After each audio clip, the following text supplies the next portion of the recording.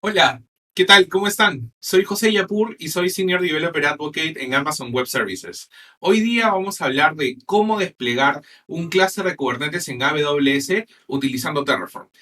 Por cierto, este es el tercer episodio de nuestra serie Picture Social. Y si no han visto los episodios anteriores, Picture Social es una red social que estamos desarrollando desde cero y junto contigo de la mano en el que vamos a ir descubriendo todos los pasos para llevar una aplicación contenerizada con inteligencia artificial, con Kubernetes a producción. Entonces nos vamos a topar con varios retos que vamos a resolver y de hecho en los episodios anteriores hemos aprendido sobre cómo contenerizar una aplicación y qué es Kubernetes y para qué me sirve. El día de hoy vamos a aprender cómo desplegar un clúster de Kubernetes utilizando Terraform. Ahora, siempre me hago una pregunta que es muy relevante, de hecho, para lo que vamos a ver hoy día. ¿Qué es primero, la aplicación o la infraestructura? Y es como la típica de qué es primero, el huevo o la gallina, ¿no? Eh, pero en realidad es una pregunta súper relevante, porque cuando yo diseño la aplicación pensando en la infraestructura o diseño la infraestructura pensando en la aplicación.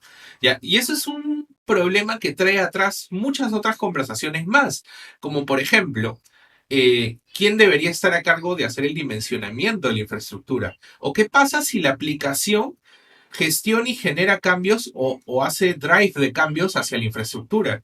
¿Qué pasa si la aplicación nació, por ejemplo, como máquinas virtuales, instancias de C2, y luego esa aplicación se evolucionó y se transformó a contenedores, y luego necesitó un clúster de Kubernetes o un SS? Entonces, ¿quién hace los cambios, no? ¿O cómo conversan esos dos equipos, operaciones y desarrolladores, no? Y por eso es muy importante qué es lo que pasa en el mercado a raíz del empoderamiento de las organizaciones, de los developers, de las personas de operaciones, de los IT pros, sobre la infraestructura, y es el nacimiento del cloud computing, ¿no?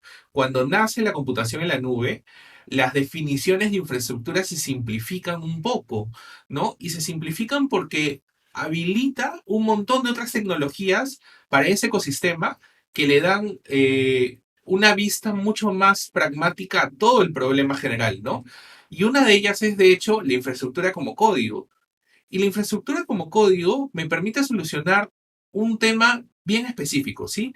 Y es el tema en el que, bueno, yo particularmente, cuando era casi niño, joven, adolescente, lo que fuera, y estaba en el colegio, me gustaba crear juegos, ¿ya? Y eran juegos escritos. Esos juegos escritos funcionaban así. Yo era un personaje principal y ponía tres o cuatro decisiones que la persona que estaba leyendo debía seguir. Si tomaba una decisión, por ejemplo, si seguía la puerta izquierda, podía que encuentre una espada y seguía un camino para ser un caballero y al final seguía una serie de líneas de la historia en la que no podía retroceder a otra puerta. Si elegía la otra puerta, podía ser que se encuentre con un monstruo y terminaba el personaje muriendo y acababa la historia en ese momento, ¿no? O sea, era lo más irreversible posible. Y en la tercera podría ser que encuentre una varita y un libro y se convertía en un mago y comenzaba a desarrollar poderes que lo podían llevar a ser un héroe o un villano. En todas esas situaciones, las cosas que el personaje principal seguía en base al lector eran irreversibles.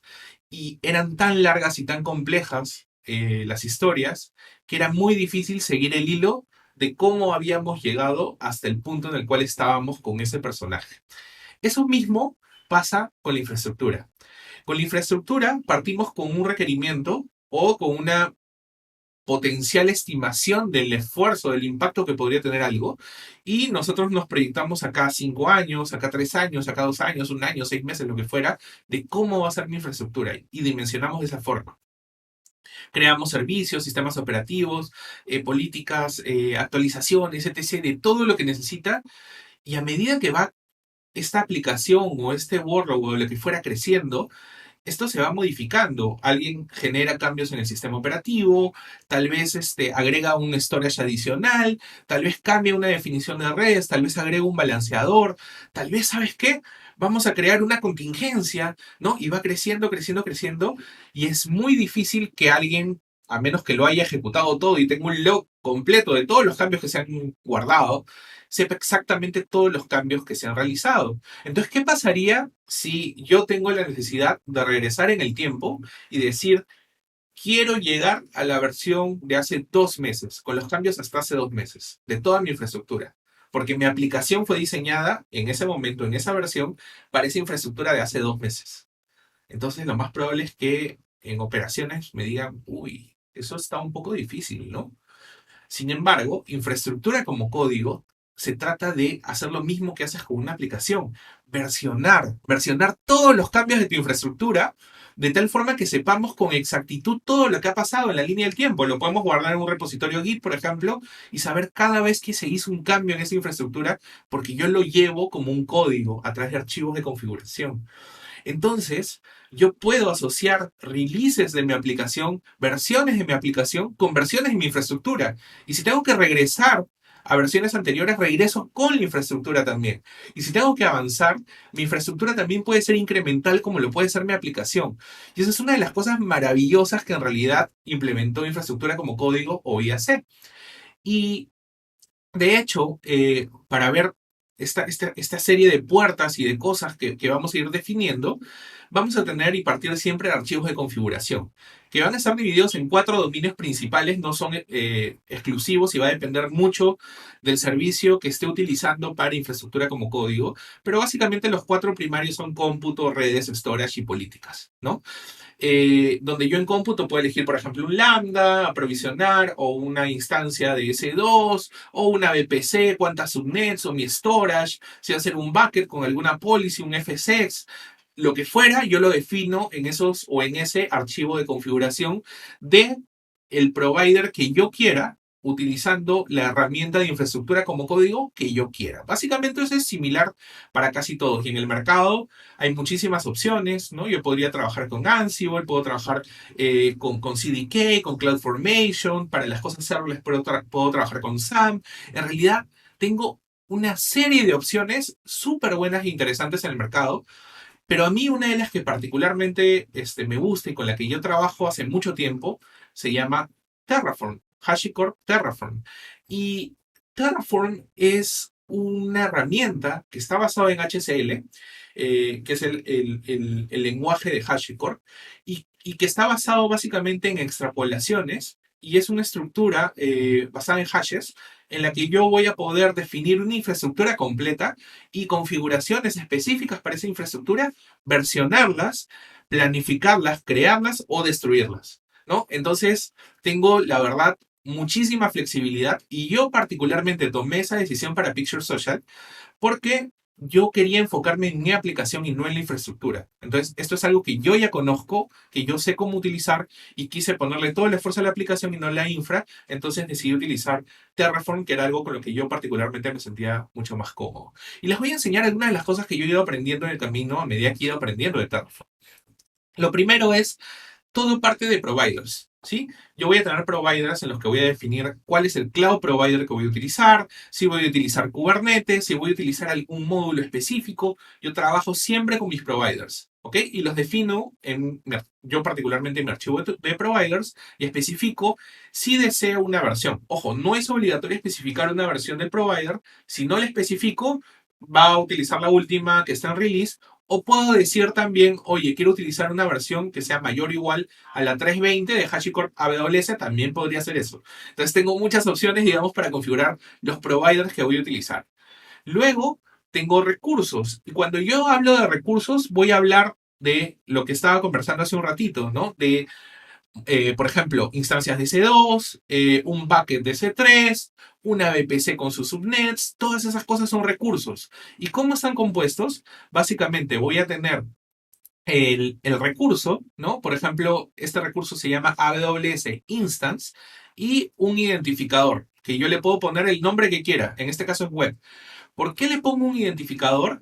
Porque yo puedo hacer interpolación con HCL. Eso significa que yo podría decir, por ejemplo, web AWS Instance y tomar el parámetro AMI o el parámetro Instant Type y hacer referencias cruzadas con otros componentes que están dentro del mismo template de Terraform. Entonces es una forma, digamos, de establecer componentes que puedan ser reutilizados y parámetros del componente que puedan ser utilizados. Y eso todo se define dentro del resource. Luego también tengo variables. Y las variables pueden ser de tres tipos: input, output o locals, ¿no? Las más importantes. Y cuando hablamos de variables tipo input, son variables que yo voy a solicitarle al usuario que ingrese información. O sea, yo le digo al usuario: oye, Juan Pérez, oye, Juana Pérez, necesito que tú me digas cuál es el código del proyecto cuando yo ingreso Terraform Plan o Terraform Apply, perdón, ¿no? Entonces, pongo mi código y listo, eso se va a tomar como una variable de sesión para toda la ejecución del proyecto. Entonces es súper porque también puedo generar cosas en ejecución y no necesariamente ponerlas hardcodeadas en mi script.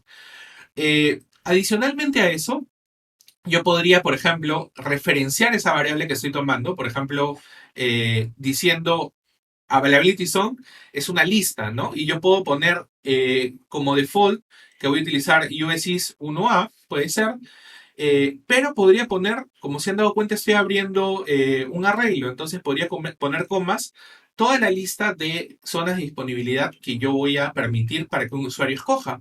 Y todo eso sigue siendo variables de input. Luego tengo mis variables de output. Y mis variables de output básicamente son las que van a imprimir en pantalla, en consola, cosas que yo necesite que se impriman al momento de que se ejecute una acción o de que termine la ejecución. Por ejemplo, en el caso de un clúster de KS, si yo lo creo con Terraform, mis variables de output van a ser esos componentes que son necesarios para construir nuestro archivo de configuración, el kubeconfig, ¿no? Con el que nos vamos a conectar al clúster.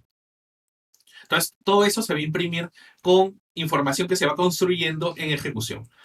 Y finalmente tengo las variables locals. Y las variables locals son una de las más usadas, de hecho, porque son variables donde yo defino dentro de mi script cosas como el código del proyecto, el ambiente, la región, los nombres que van a tener nomenclaturas específicas, ¿no? Y yo puedo hacer referencias cruzadas. Como podemos ver acá en los common tags, yo puedo decir que para todos los componentes del proyecto, por eso un common tag, voy a agregar una etiqueta, un label que se llama, un tag, perdón, que se llama project name, que va a estar compuesto por PE- la variable local, ¿no? Una variable local, punto, referencia cruzada, project code, o sea, PSO, guión local, ¿no? De nuevo, variable local, punto environment, ¿no? O sea, dev, ¿no? Entonces, ¿cómo va a estar compuesto este nombre? P-PSO-dev01, ¿no? Entonces, puedo hacer ese tipo de cosas y ojo, no solamente las puedo referenciar dentro de mi archivo de configuración, sino que puede ser referenciado en absolutamente todo el proyecto. Y eso es una de las cosas súper cool que tiene. Ahora, imagínense crear un clúster de Kubernetes o una arquitectura que yo ya sé que funciona en mi organización, en mi proyecto, en lo que fuera que estoy haciendo, y tener que poner todo de cero cada vez que voy a crear algo. En vez de hacer eso y dar muchas libertades a las personas que utilizan mis scripts de Terraform, yo puedo crear otra de las características interesantes de Terraform que se llaman módulos. Y los módulos los miro yo como un Lego, ¿ok? Básicamente voy a tener piezas en las que yo puedo decir, oye, voy a tomar una VPC, voy a tomar mis workers, mi EKS, voy a tomar mi API Gateway, tal vez voy a necesitar un WAF, voy a necesitar también un Route 53, voy a necesitar un certificado, vamos a trabajar con ACM. Entonces, todo eso lo voy armando, pero imagínense tener que darle la libertad que cada vez que se replica esa infraestructura, alguien tiene que hacer y tomar esas mismas decisiones y mantener cambios, porque pueden haber cambios en cómo se definen sobre esos mismos componentes. En vez de eso, yo junto todos esos componentes y puedo crearlos y componerlos como si fueran un módulo. Y ese módulo básicamente es el conjunto de varios resources de Terraform que pueden ser utilizados para que yo solamente les ponga 4 o 5 parámetros de entrada y que esos se encarguen atrás de construir absolutamente todo. Y los puedo referenciar localmente teniendo los módulos descargados en mi proyecto de Terraform o de forma externa también los puedo referenciar utilizando GitHub o cualquier otro repositorio Git público.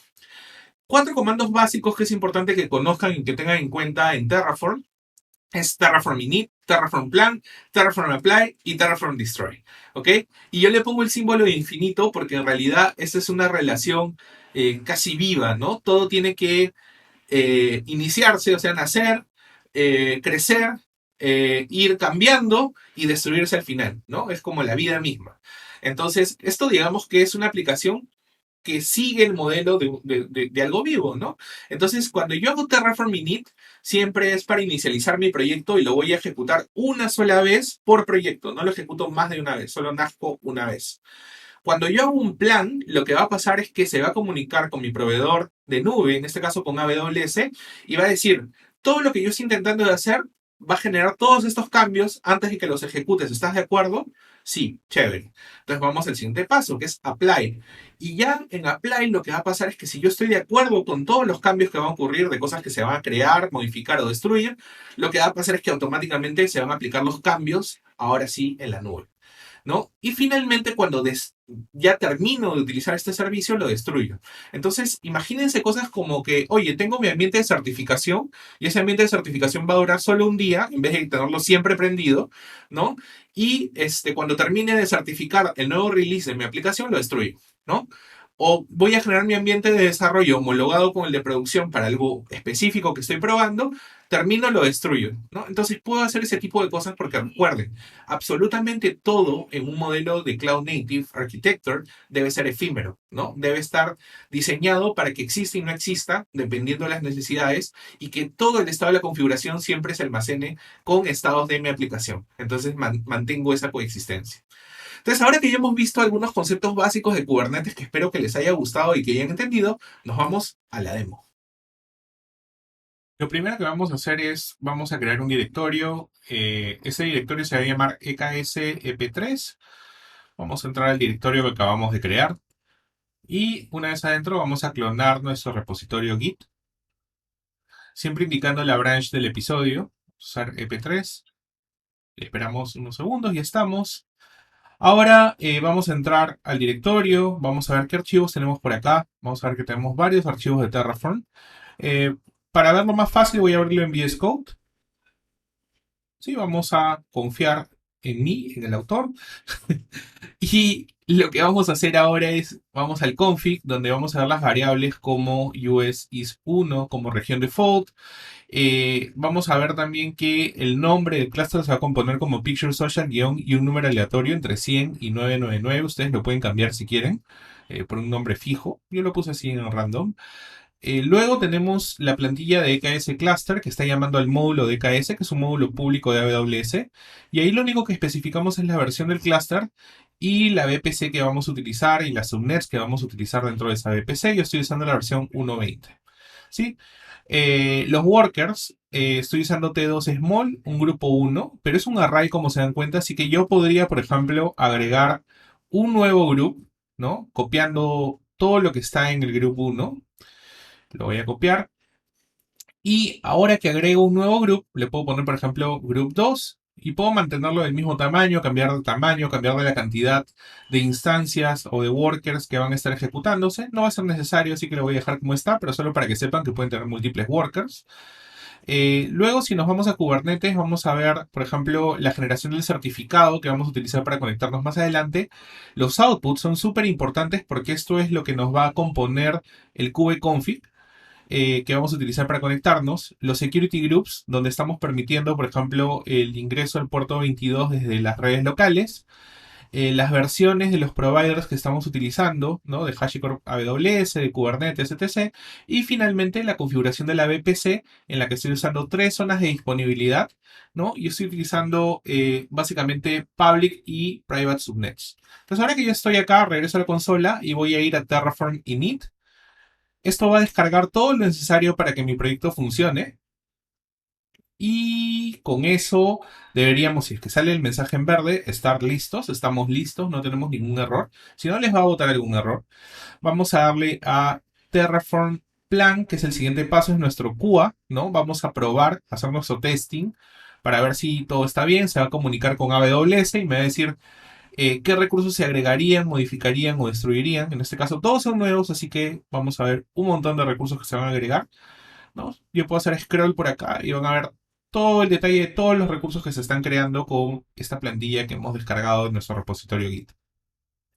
Entonces, ahora que ya tenemos un detalle de qué es lo que va a pasar, podemos ir a Terraform Apply.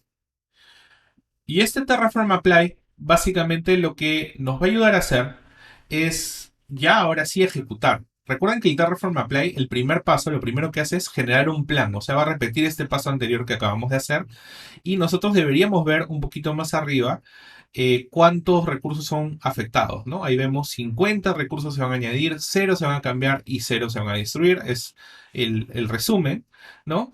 Y voy a darle que sí, explícitamente yes, y en ese momento lo que va a pasar es que Terraform va a convertir esto en una plantilla de CloudFormation y va a comenzar a ejecutar los cambios finalmente ya en mi entorno de AWS, en mi cuenta. Entonces, este proceso va a comenzar a crear todos los recursos uno por uno y debería tardar alrededor de unos 10 a 20 minutos, ¿sí? Va a depender mucho de su infraestructura, podría tardar mucho menos o podría tardar mucho más, ¿no? Pero en este caso, Prox va a ser unos 10 minutos para este servicio. Entonces vamos a tomarnos un cafecito mientras eso ocurre.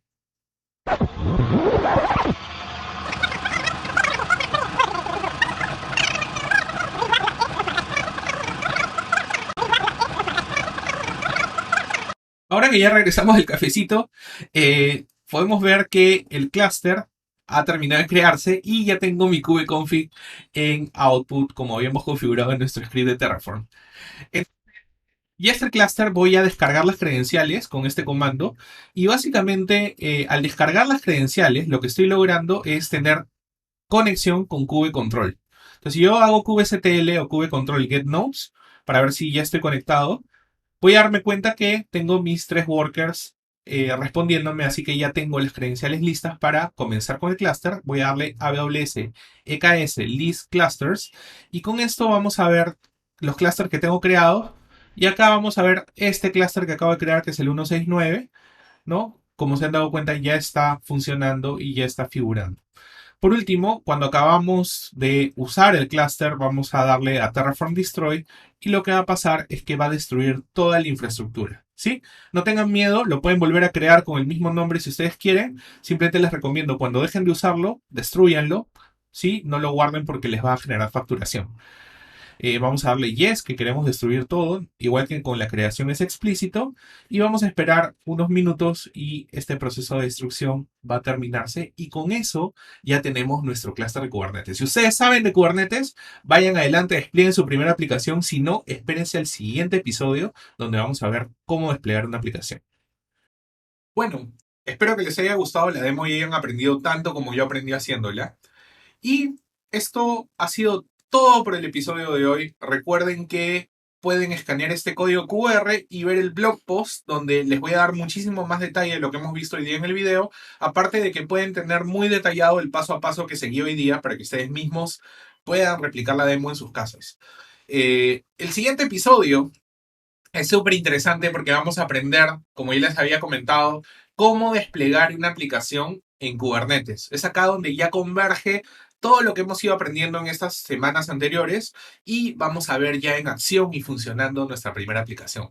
Entonces, les agradezco nuevamente mucho por su tiempo y por permitirme estar con ustedes y aprendiendo juntos en Picture Social y nos vemos en el siguiente episodio. Bye.